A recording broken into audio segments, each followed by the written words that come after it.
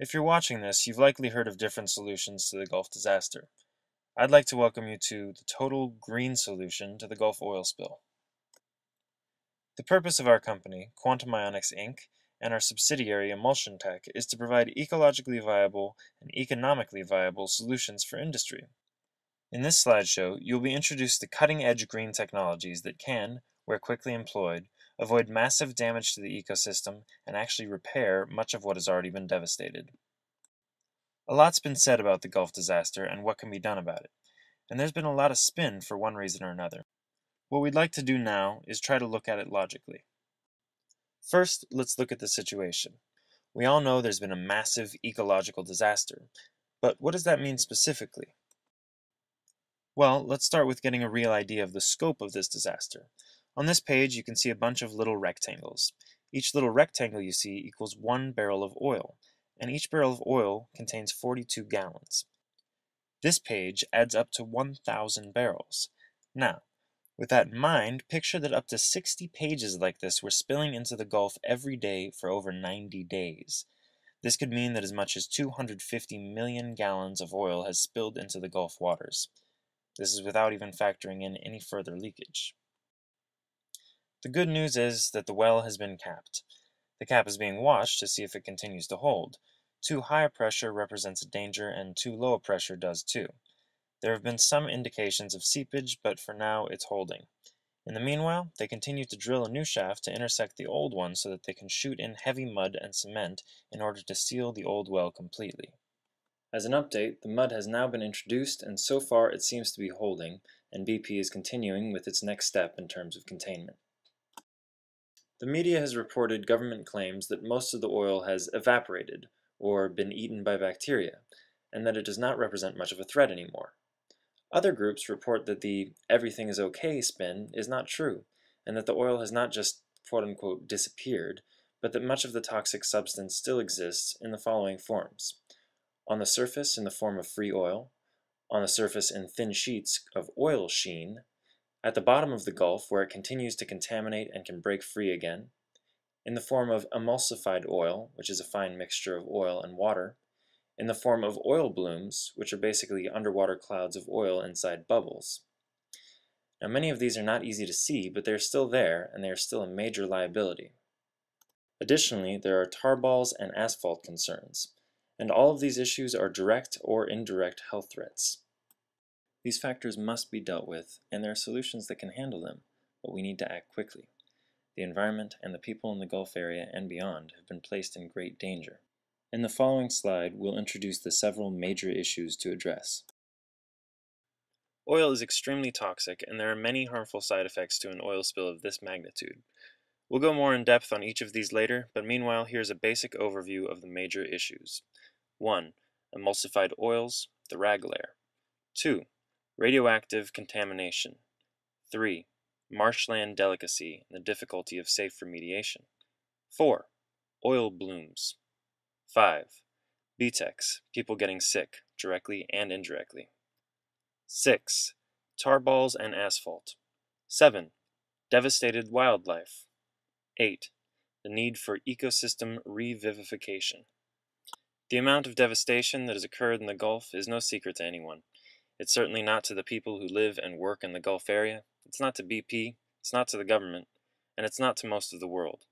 The question is, what has been done about it, and more importantly, what else can be done about it? This is a question that the people of the Gulf, the government, and BP all want answers to. It is a question which must be answered immediately. This disaster must be cleaned before the damage is irreversible. The damaged ecology needs to be cured and returned to its former, but preferably better, condition. The solution. There are several different solutions available, so how do you choose? The solutions which serve to recapture the valuable oil are best because they work in both an economically viable and an ecologically viable manner. This means that they are much more likely to be used. The three-step solution using breakthrough green technology. The three-step process that follows employs 4 solutions which can quickly turn this disaster around for the people, for the Gulf ecosystems, and for BP. Here is an overview of the 3 steps. Step 1. Capture and treat. 2 problems with 1 solution.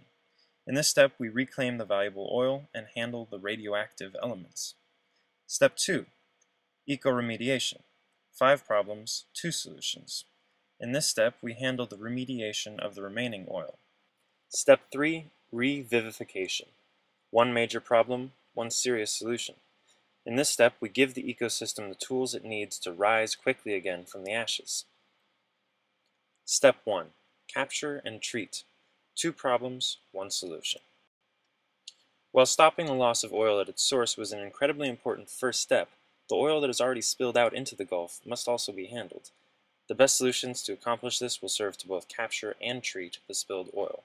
This way, the environment is protected and the oil becomes an asset to BP instead of a liability. There are 2 problems in this step, the rag layer and radioactivity. Costner and the rag layer. With the advent of BP's announcement that they plan to purchase 32 of Kevin Costner's new centrifuges, some progress is apparently being made toward the cleanup of the Gulf oil. Costner's centrifuges can separate and remove most of the free or non-emulsified oil from the water. Reports state that the Costner machines can each process up to 2,000 barrels, or 84,000 gallons, per day and remove 99% of the estimated 250 million gallons of oil which have already spilled. The rag layer, the 2.5 million untreated gallons of oil. The problem is that even if all the Costner machines do work as well as stated, there is still a rag layer to handle. This rag layer is composed of the 1% of emulsified oils that the Costner machine does not extract. This 1% figure may seem negligible, but on this scale, 1% actually represents about 2.5 million gallons of oil. The new problem. In actual fact, the amount of emulsified oil in the Gulf has likely increased from the time of the initial spill due to agitation from the waves. The waves make it like putting the oil and water in a blender. The longer you run that blender, the more finely mixed it will become, and the more emulsified oil you'll have to deal with. As can be seen to the left, the emulsified oils form a layer between the free oil on top and the water on bottom. This layer is extremely difficult to separate. So what's the solution? The solution to the rag layer is electrocoagulation. Our compact 50 gallon per minute high-speed electrocoagulation units, as shown here, can process and capture the 2.5 million gallons of emulsified oil that would not be handled by Costner's machines. They could do this at a rate of about 60,000 gallons per day per machine. We also have larger machines available which could process up to 600,000 gallons per day. Our cutting-edge technology would remove over 99% of all remaining oil. Emulsified oil can be handled. The way this works is that electrocoagulation breaks the bond between the water and the oil and allows the two to separate. Again, removal rates of over 99% are routine within our system. As you can see here, after electrocoagulation, the treated oil easily separates from the water. Our electrocoagulation, or EC technology, can supplement Costner's machines and finish the job off. This technology can also serve as an immediate alternative if Costner's solution doesn't work as well as hoped. Additionally, it can serve as a fully independent and comprehensive alternative in the future. Electrocoagulation as a comprehensive alternative.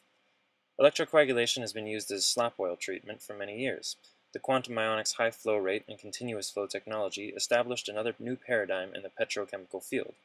As you can see in this flow chart, the slop oil mixture gets treated by our quantum ionics treatment system, and it ends up with oil that has less than 1% water in it, water with less than 1% oil, and a non-toxic sludge ready for disposal.